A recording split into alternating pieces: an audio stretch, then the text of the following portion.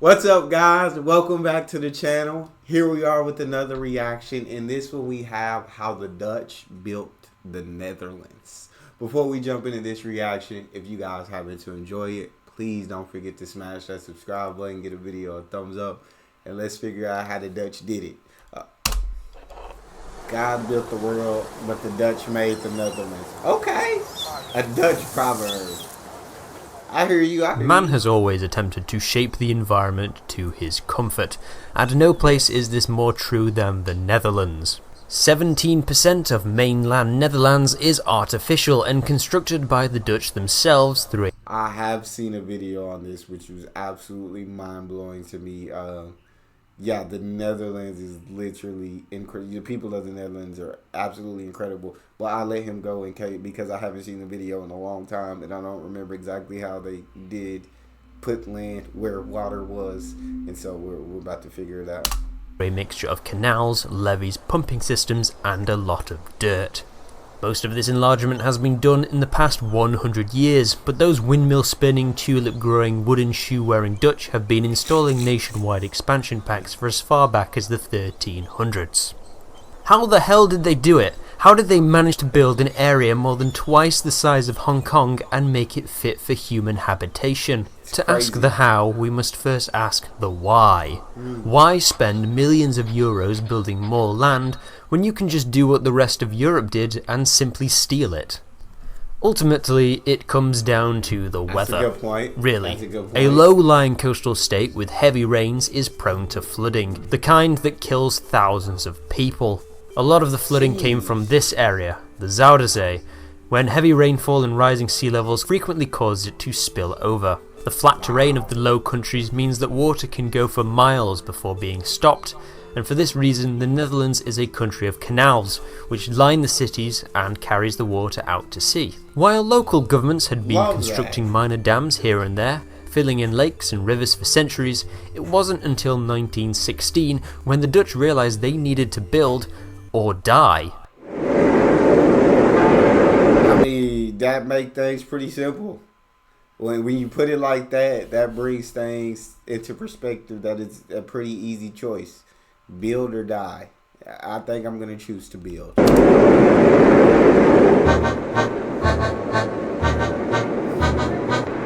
Jeez, man. Due to the First World War, food imports were scarce, and this was made worse by a large flood destroying vast swathes of farmland. Several provinces went bankrupt trying to mitigate the damage, and the Netherlands was looming close to famine. So, in 1920, the Dutch Parliament approved the Zuiderzeewerken, a program proposed by engineer-turned-politician Cornelis Lely. His idea was to dam up the entrance to the Zuiderzee and put the inner lake to good economic use. The plan costed 200 million guilders, or 285 billion euros today. It constructed the largest dam in Europe. 285 billion euros. God. 285 billion euros today. It constructed the largest dam in European history, shifting 23 million cubic meters of soil. The dam, called the Afsluitdijk, is 32 kilometers long, 7.25 meters above sea level, and is used as a bridge to easily get from North Holland to Friesland. There's also a statue of Lely in the middle, and what looks like a caravan park on one of the islands. I don't know for sure, I can't read Dutch, so how did they do it? Well, you may think that they just dump vast amounts of dirt into the ocean until it... Wait, that's actually what they did? The Dutch more or less did just dump ton after ton of dirt and rocks into the ocean, topping it off with soft clay and grass to keep it all in place. This wasn't done all at once, mind you, as the Dutch first practiced with smaller distances before building islands along the way as midpoints and joining them up as they went. Then, pumping stations would be constructed to simply throw the water from one side of the dam to the other. Unlike every other public works project, the dam was completed 2 years ahead of schedule on May 28, 1932. The Zuiderzee, 2 years ahead of schedule is insane.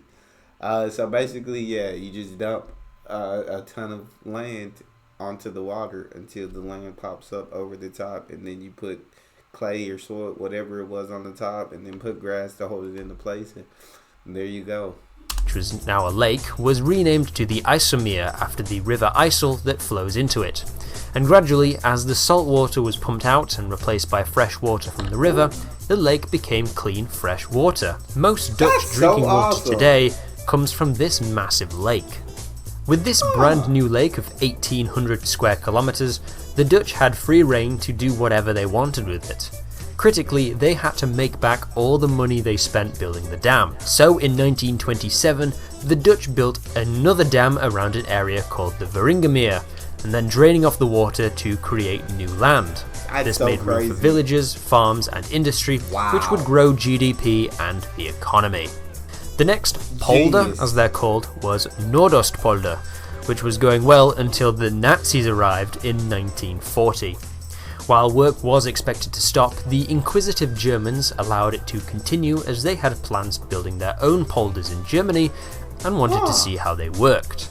Interestingly, this project connected the densely populated island of Urk to the rest of the mainland, and the conservative island with its own dialect was forced to mingle with the rest of the Dutch population. When the polder was completed after the war, scientists found that a lot of the former coastline areas were affected by a lack of water, and many farmers suffered as a result of poor crop yields. So with that lesson learned, when it came to make the next polder in 1957, the Flevoland polder was built as an island, with a small river flowing past the original coastline to preserve Gelderland's access to the sea. Flevoland was built in two parts, north and south. The northern, or eastern part, was built first. I love how they just making places like where there's water, where there's lake, they have all this lake to work with. They like, yeah. I mean, at one point or another, we're just gonna put land. We're just gonna put land on top of all of it, and then you got all these canals and everything built. And then they learn from that one, we better leave a little area, build it as an island, so there's enough area for water and that it's water to get to the crops and the farmers to keep growing. It's just absolutely incredible what the Dutch were able to do. First, followed by a short break, and then continued with the southern half. Due to mass flooding and poverty in the rural region of Zeeland, many farmers from the region moved up to Flevoland, beginning a new life, kickstarting the polder's local economy. Furthermore, a housing shortage in Amsterdam forced many of the people to move further away from the city, and many Dutch people found Flevoland as the perfect place to move to. They named their new city Lelystad, after the man who the islanders owe their homeland to. In 1986, Flevoland was combined with Noordoostpolder to create Greater Flevoland, and was officially accepted as the 12th province of the Netherlands.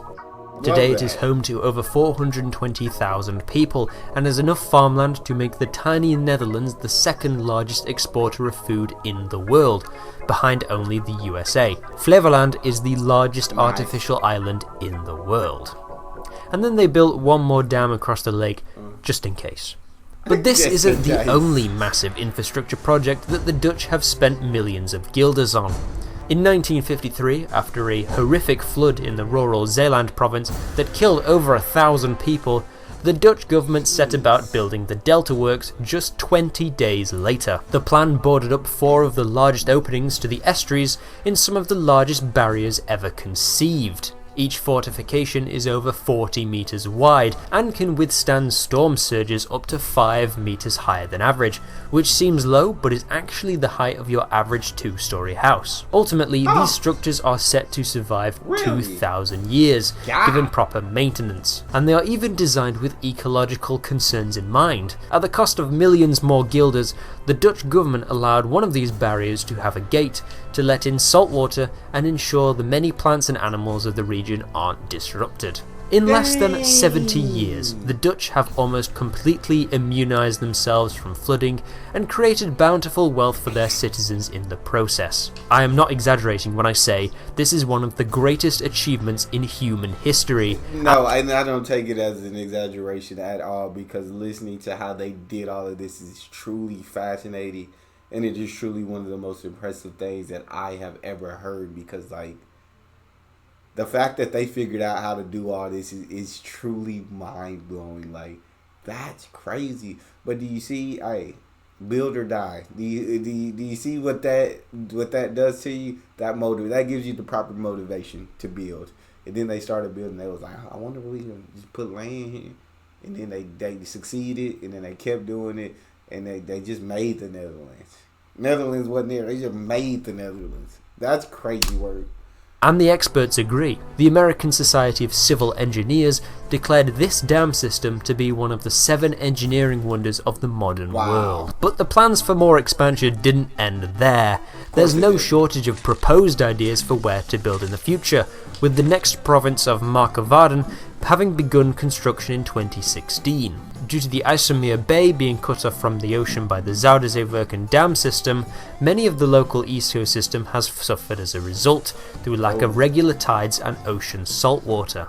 By constructing many islands, shorelines, bays and lagoons, ecologists hope to foster new, diverse ecosystems to make up for the disruption caused by previous development works.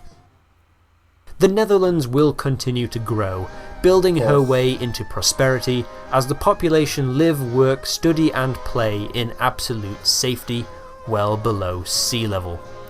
Maybe one day the Dutch will stop their quest to expand their shores, but for now the people of the Netherlands will continue making the Netherlands. Love that.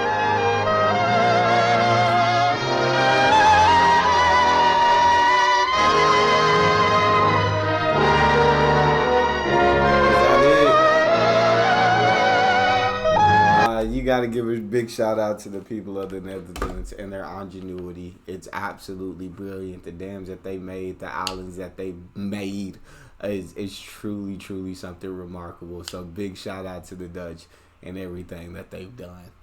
That's all we have for this video. Y'all talk to me in the comment section about how you feel about this video. I'm still smiling because I'm so truly fascinated and impressed by this.